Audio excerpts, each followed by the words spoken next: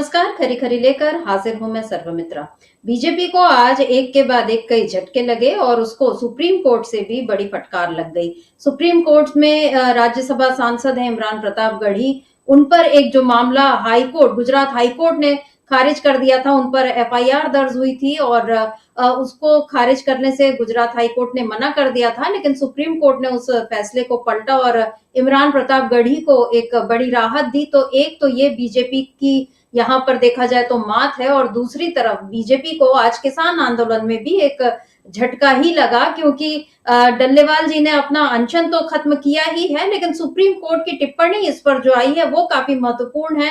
Supreme court ने कहा है कि हम जानते हैं कि कौन लोग हैं जो इन समस्या का वास्तविक समाधान नहीं चाहते हैं, और सुप्रीम कोर्ट का इशारों में इस बात को कहना ये बता रहा है कि बीजेपी की जो छवि है वो अदालत के सामने कुछ खास नहीं है, और बीजेपी किस तरीके के खेल कर रही है इस देश में उसको अब शायद अदालतें भी समझने लगी हैं। और खास तौर पर अगर हम सुप्रीम कोर्ट की बात करें तो वहां पर अब माहौल बदला हुआ दिख रहा है बीजेपी के नजरिए से, और दूसरी तरफ देश का माहौल भी अब बीजेपी के लिए मतलब काफी चुनौती भरा हो गया है। उसको लगातार अलग अलग तबकों से चुनौतियां मिल रही हैं, और इस समय तो मुस्लिम समुदाय ने जिस तरह बीजेपी के खिलाफ मोर्चा खोला हुआ है उसमें भी बीजेपी के लिए बहुत मुश्किल हो रही है।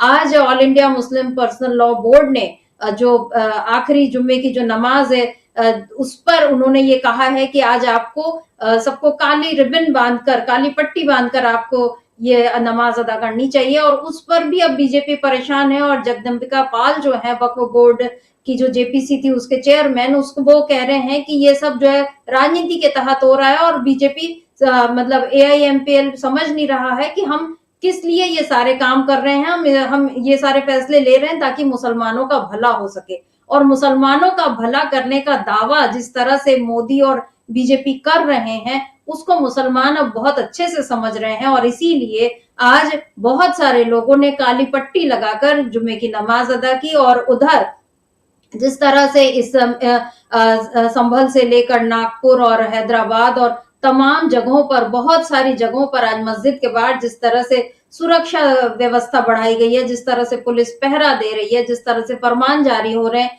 कि आप छत पर नमाज नहीं पढ़ सकते, आप खुले में नमाज नहीं पढ़ सकते, अगर मुसलमान सड़क पर नमाज पढ़े तो उस पर सवाल उठाए जा रहे हैं। तो ये सारी बातें जो हो रही हैं ये बता रही हैं कि बीजेपी का इरादा, उसकी नीयत क्या है, और उस पर भी अब सवाल उठ रहे हैं। तो बीजेपी बहुत तरीके से वो फंस रही है, और उसको अदालत में भी फटकार लग रही है, और बाहर भी उसको चुनौतियों का सामना करना पड़ रहा है। संसद में भी बीजेपी की हालत खराब होती हुई दिख रही है। वो जितने मुद्दे उठा रही है विपक्ष उनका तगड़ा जवाब दे रहा है। तो पूरी तरह से बीजेपी घिरी हुई है, और किस तरह से बीजेपी को अदालत में लग रहे हैं झटके पर झटके, किस तरह से सुप्रीम कोर्ट से बीजेपी को लग गई है बड़ी फटकार, ये भी हम आज इस खरी खरी में चर्चा करेंगे। और आपको एक और बात बता दूं कि आज सुप्रीम कोर्ट ने एक तो किसान आंदोलन, दूसरा इमरान प्रतापगढ़ी, इन दो मसलों पर तो अपनी राय दी ही। तीसरा एक सुप्रीम कोर्ट ने एक फैसला, मतलब एक याचिका पर वो सुनवाई कर रही थी, उसमें मजाकिया लहजे में उन्होंने ये कहा कि बिहार में जब तक किसी पर आपराधिक रिकॉर्ड जिसका न हो वो मुखिया बनने लायक नहीं होता। ये जो सुप्रीम कोर्ट का मजाक है, भले ही ये ऑफ द रिकॉर्ड ये बात कही गई या उसको तंज के तौर पर कहा गया, लेकिन ये भी बीजेपी के लिए एक बड़ा झटका है, क्योंकि बिहार में जो इस समय कानून व्यवस्था की हालत है उसको उस नजरिए से देखा जाए तो ये एक बड़ा तंज है बीजेपी पर। तो इस समय बीजेपी बहुत सारे मोर्चों पर अलग अलग पहले से वो जूझ ही रही है, और अब हम जिस तरह से देख रहे हैं कि सुप्रीम कोर्ट, संसद, सड़क, हर जगह बीजेपी की हालत खराब होती जा रही है। तो किस तरह मोदी अभी अपना ये जो एजेंडा चला रहे हैं हिंदुत्व का और उसके साथ साथ अल्पसंख्यकों को साधने का, उसमें वो कितने कामयाब हो पाएंगे, और किस तरह बीजेपी के लोग ही मोदी की पोल को खोलने पर आमादा हैं, आज इन्हीं सब पर हम चर्चा करेंगे खरी खरी। हमारे साथ जुड़े हुए हैं अमलेंदु उपाध्याय जी। अमलेंदु जी नमस्कार, स्वागत है आपका इस कार्यक्रम में। अमलेंदु जी, आज सुबह से काफी गहमा गहमी है, एक तो जुमे की नमाज, क्योंकि आज आखिरी जुमा रमजान का, उसको लेकर मुस्लिम समुदाय में एक अलग जोश, एक खुशी, उत्साह होना स्वाभाविक है, लेकिन बीजेपी के राज में इस उत्साह को कैसे एक काबू में करने की कोशिश की जा रही है, ये भी नजर आ रहा है। जिस तरीके से मस्जिदों के बाहर पहरे दिए जा रहे हैं, बहुत कोई अच्छा दृश्य नहीं बना है। और अमेरिका की जो संस्था है, अगर उसने ये कहा कि यहाँ भारत में अल्पसंख्यकों की हालत ठीक नहीं है, तो सरकार ने एक बार फिर उस रिपोर्ट को खारिज कर दिया है। लगातार मोदी सरकार यही करते आई है, लेकिन उसके अपने तौर तरीके उसका काम बता रहा है कि वाकई किस तरीके से त्योहार मनाने में भी अब आपको पुलिस का सहारा लेना पड़ रहा है। तो एक तो ये बहुत कोई अच्छी बात नहीं है। दूसरी बात बीजेपी के लिए आज जो 3 झटके एक के बाद एक हम जो कह रहे हैं कि एक तो इमरान प्रतापगढ़ी के बारे में खबर आई कि सुप्रीम कोर्ट से उनको राहत मिल गई है। दूसरी खबर ये आई कि किसान आंदोलन में डल्लेवाल जी का जो अनशन है वो खत्म हो गया और सरवन सिंह पंदेर उनको भी जेल से आज छोड़ दिया गया। तो उन्होंने भी आज मोदी सरकार पर सवाल उठाए, साथ साथ भगवत मान की सरकार पर भी सवाल उठाए। और इस बारे में सुप्रीम कोर्ट ने भी एक अहम टिप्पणी की है। सुप्रीम कोर्ट ने कहा है कि जगजीत सिंह डल्लेवाल का कोई भी राजनीतिक एजेंडा नहीं है। हम किसी वास्तविकता से अनजान नहीं हैं। हम जानते हैं कि कुछ लोग किसानों की शिकायतों का निपटारा ही नहीं करना चाहते हैं। ये जो एक गंभीर टिप्पणी, इसको आप क्या मानेंगे? क्या ये सीधे सीधे बीजेपी के लिए एक चेतावनी है कि हम जानते हैं कि आप इसका निपटारा नहीं करना चाहते हैं? क्या कहेंगे अमलेंदु जी? आपका जवाब लेती हूँ, पर उसके पहले हम एक बार सुन लेते हैं सरवन सिंह पंधेर को, जो कुछ उन्होंने कहा है, फिर आपका जवाब सुनती हूँ। सुन लेते हैं सरवन सिंह पंधेर को।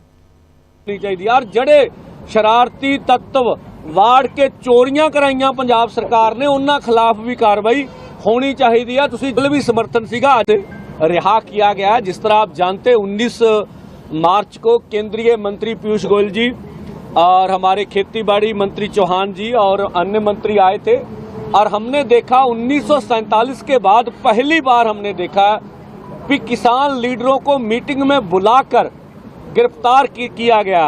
और वो सरकार जो भगवंत मान की सरकार है, आम आदमी पार्टी की सरकार है, वो कहती थी कि इनका आंदोलन केंद्र के खिलाफ है। भगवंत मान जी स्वयं कहते रहे हैं कि जो रोड के ऊपर दीवारें निकाली गई हैं वो मोदी सरकार ने निकाली है। मोदी सरकार किसानों के ऊपर जुल्म कर रही है।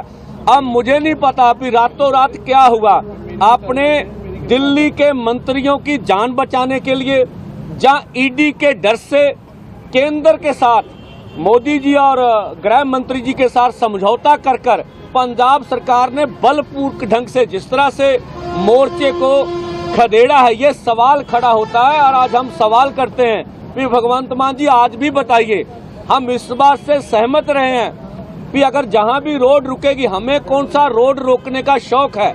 जहां ये बोला जा रहा है कि आम लोगों को तकलीफ थी, व्यापारियों को तकलीफ थी, ट्रांसपोर्टरों को तकलीफ थी, हम बोलते बिल्कुल सही है, लेकिन हमने कब कहा था कि रोड बंद की जाए? लेकिन आज भी एक किसान ने खुदकुशी किया। क्या जो लाखों किसान खुदकुशियां कर रहे हैं कर्ज के कारण, जो इतनी बड़ी किसानी परेशान है, उसकी भी किसी को तकलीफ है तो हमें जरूर बताया जाए। तो इसलिए हमें अब लगता है